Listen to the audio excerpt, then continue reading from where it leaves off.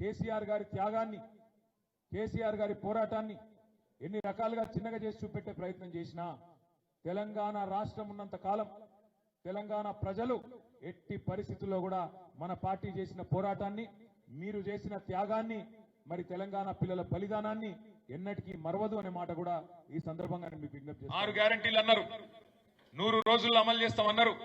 కానీ ఈ రోజు వరకు సంవత్సరం తర్వాత వెనుకకి తిరిగి చూసుకుంటే అర గ్యారెంటీ మాత్రమే అమలైంది. 6 గ్యారెంటీలు కాదు, అర గ్యారెంటీ, సగం గ్యారెంటీ మాత్రమే. ఆ మహాలక్ష్మి స్కీముల సగం. ఏంటిది? Free bus. ఇక ఫ్రీ బస్సు అందం చెప్పరాదు, నేను చెప్తే మళ్ళా మా మీద ఎవడో కేసు పెడతాడు. ఇక ముఖ్యమంత్రి నన్ను ఎట్లా పట్టుకోవాలన్నా, ఎట్లా పెట్టాలని చూస్తున్నాడు. పెట్టుకుంటాడు, పర్వాలేదు.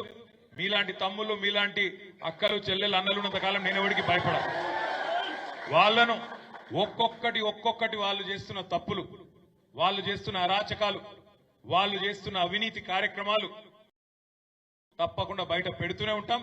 ఎవ్వని అయ్యకు కూడా భయపడమనే మాట కూడా ఈ సందర్భంగా నేను జిల్లాలో దీని పక్కనే కలెక్టరేట్ కట్టుకున్నాం. కలెక్టరేట్ అద్భుతంగా కట్టుకున్నాం. మరి ఇలా ఒక కాంగ్రెస్ కార్యకర్త వచ్చి కలెక్టర్ రూపంలో కూర్చున్నాడు అక్కడ. ఇక ఆయన మన నాయకులను సీదా మాట్లాడుతున్నాడు కలెక్టర్. ఏమని? మీరు పార్టీ మారండి అని కలెక్టర్ చెప్తున్నాడు. ఒక అంత గొప్పడున్నాడు ఇక్కడ కలెక్టర్. ఒక ఇటువంటి సన్నాసులను ఇలా తీసుకొచ్చి కక్షపూరితంగా రాజకీయం చేసే ప్రయత్నం చేస్తా ఉన్నారు. ఏం పర్వాలేదు, ఏం ఫరకూడదు. టీఆర్ఎస్ ఎంట్రుక కూడా ఎవడు పీకలేడు అనే మాట కూడా చెప్తా. రేవంత్ రెడ్డి కాదు, వాని తాత, వాని జేజమ్మ దిగొచ్చినా కూడా రాజన్న సిరిసిల్ల జిల్లాలో మీ ఎంట్రుక కూడా ఎవడు పీకలేడు. దానికి బాధ్యత నాది. ఏం కాదు, జీవితం అనగా ఆడాడ తలుగుతాయి దెబ్బలు.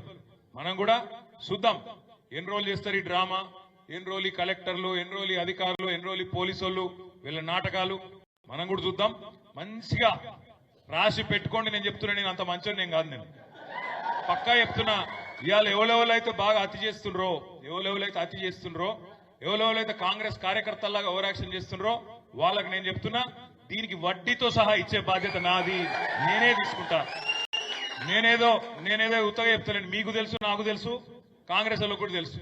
తొందరలో ఎలక్షన్లు ఎప్పుడు జరిగినా, 3 ఏళ్లకు జరిగినా, 4 ఏళ్లకు జరిగినా, ఎప్పుడు జరిగినా, నేను 3 ఏళ్ళు 4 ఏళ్ళు అంటున్నా అంటే మళ్ళా వీళ్ళేదో ప్రభుత్వాన్ని కూలగొడుతున్నారని ఎవడో అవలోగాడు అంటాడు. అందుకని అది కాదు.